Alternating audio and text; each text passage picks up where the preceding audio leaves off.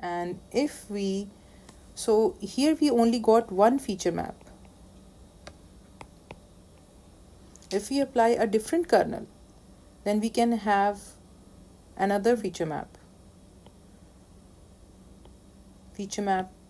2, feature map 3, and then we can cascade them many times. We can also have higher feature maps. So what we did in this part, only one convolutional, then one threshold and one subsampling to get one feature map. But in actual, what we can do is we can have different convolutional kernels, and then we can have our threshold subsampling to get feature map 1, feature map 2, feature map 3. We can have n different feature maps for an image using different types of kernels, different kernels, and then we can apply another layer of the same kind of layer to get a higher level feature map. So we can see that the structure of convolutional neural network, we have our image, we have extracted different feature maps, then we did the pooling, and again we can do the convolutional and threshold, again do the pooling, and then finally, now this is added here, the fully connected layers.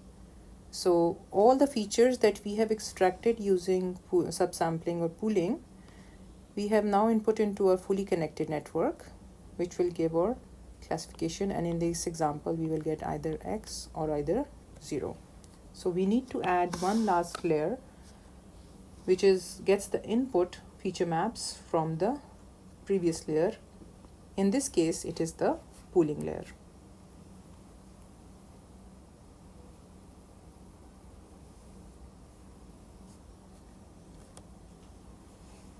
We can have different graphical representations in literature.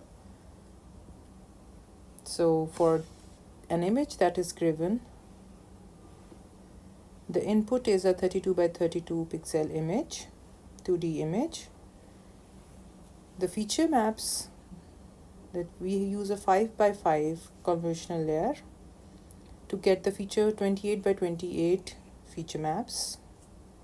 Then apply the 2 by 2 subsampling, which reduces the dimensions to 14 by 14.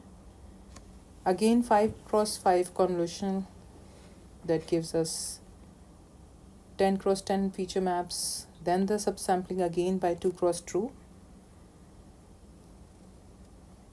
and to get the feature maps 5 cross 5 feature maps.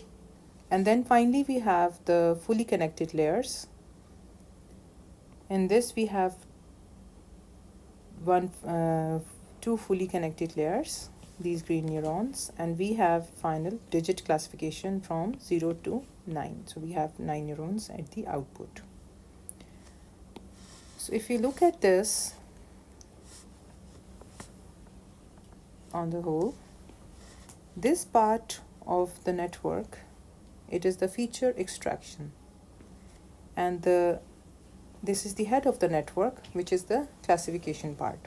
So we have two parts, the input, the feature extraction part, and the head of your neural network, that is in this case the classification head. So this is our representation. Another example, we can also write it or represent this in this format, where we have a 64 by 64 input image. We will have 6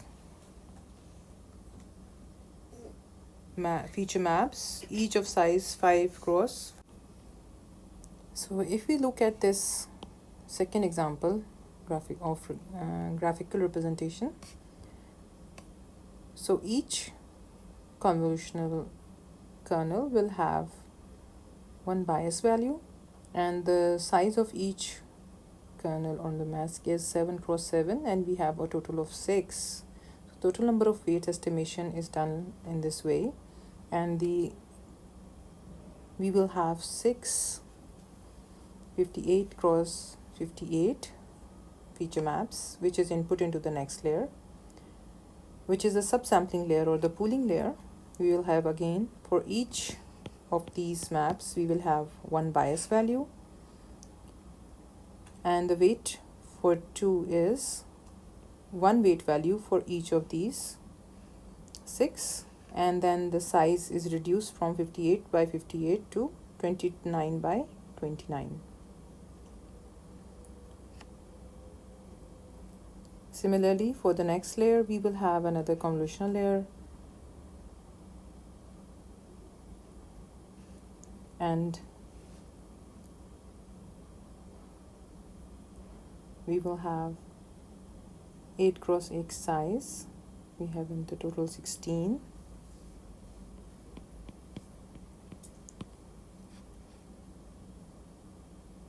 Kernels, and the output will be 16 feature maps, size 22 by 22.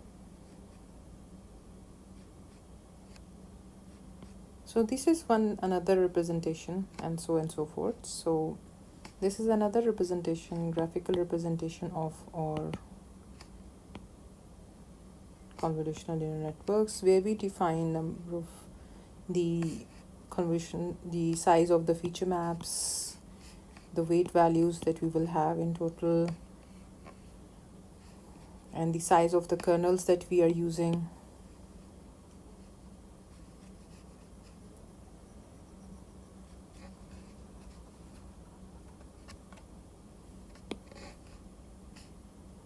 So for the subsampling or pooling layer, we will have only the number of bias will be equal to the number of pooling that we are doing, and the rest will be estimated based on the feature map that we are using.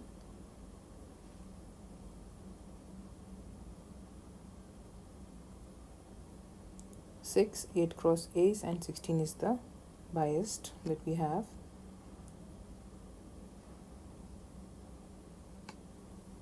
So these weights that we mentioned here, these are the learnable parameters that we have to learn, and at the last we will have a fully connected layer, and in this case we should have 15 outputs. So all these nodes will be connected.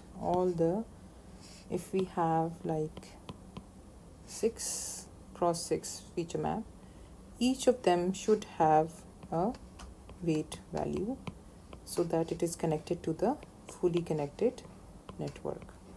So if we consider this example, it is a representation of a neural network.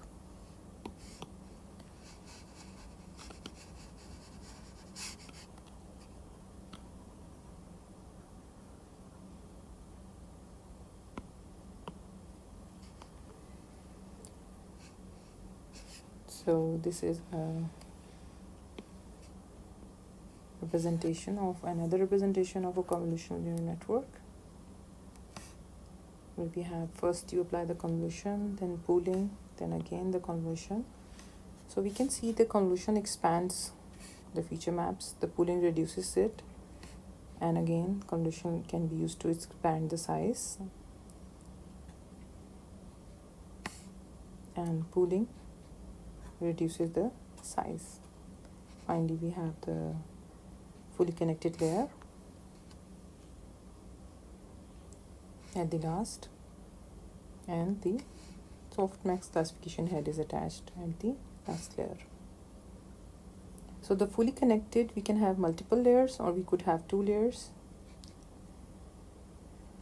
to finally obtain our output.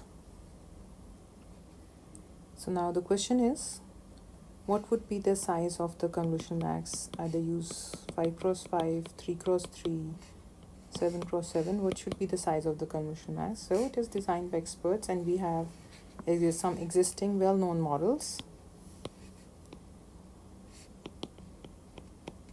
for the convolutional networks, and we can follow them. And convolutional neural networks can be converted into neural networks, and your convolutional mask, they can be converted, they are converted into connection weights. And then you have the back propagation to update those weights, like we studied in the previous lectures. And the masks, they can be found with gradient descent method. So this is what we studied: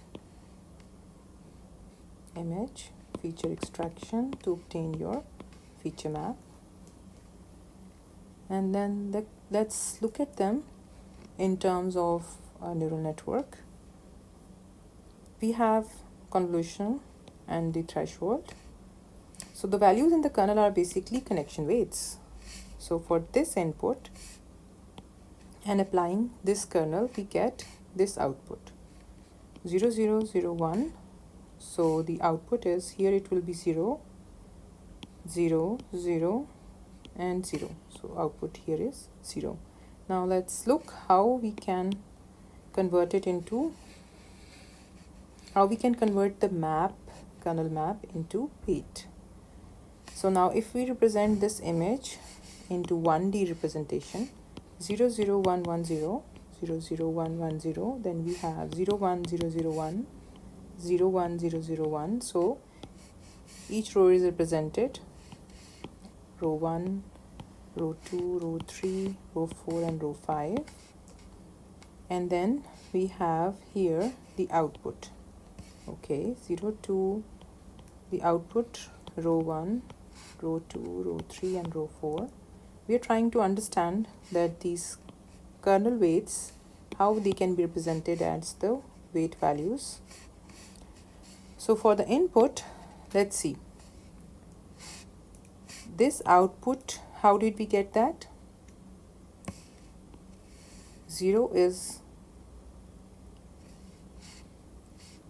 we get 0 cross 0. So for this input,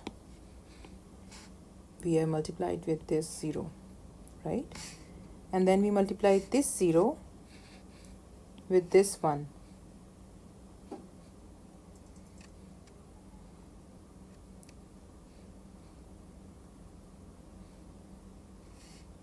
So the next one,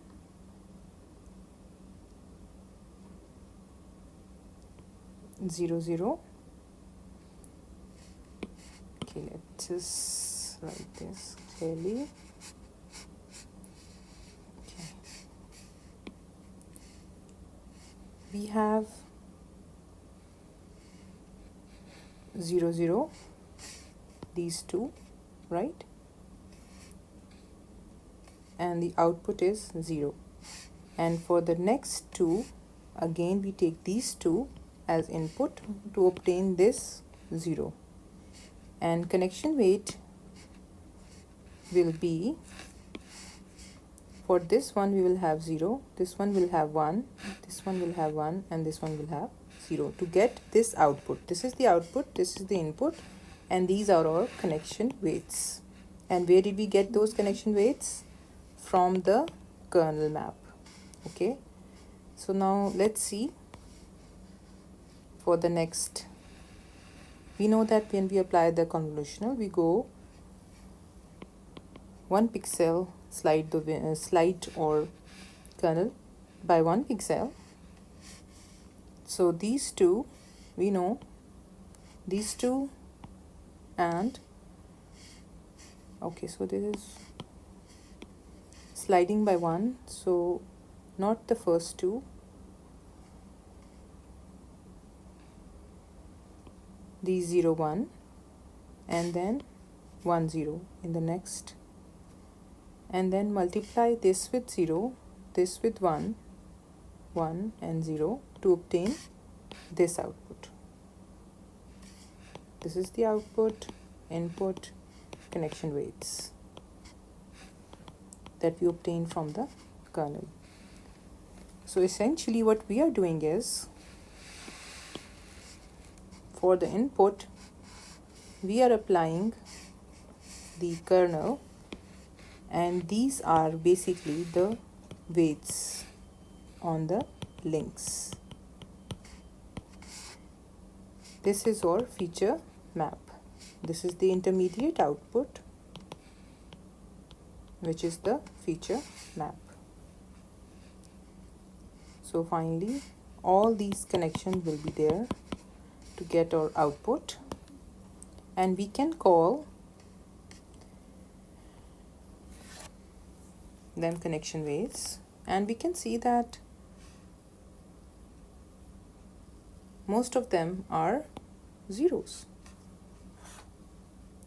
So if some weight value, we already know if some weight value is 0, then that node is not fired. That does not that does not participate in the training.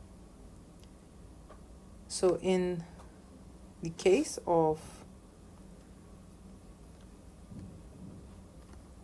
when we have a multiplying factor of 0, that it will not participate. So we have a sparse connections. So in the pooling layer, we have sparse connections.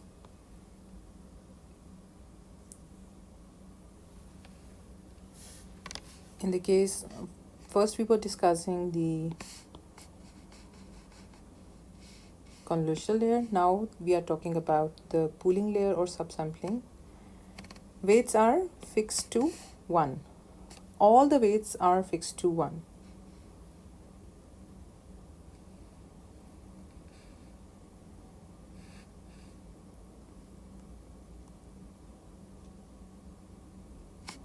So this is our output that we obtained. So what is the max value? 2, right? So all the weights will have the same weight. There is no change in the weight values.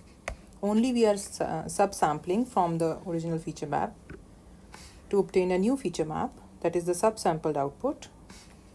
And look at the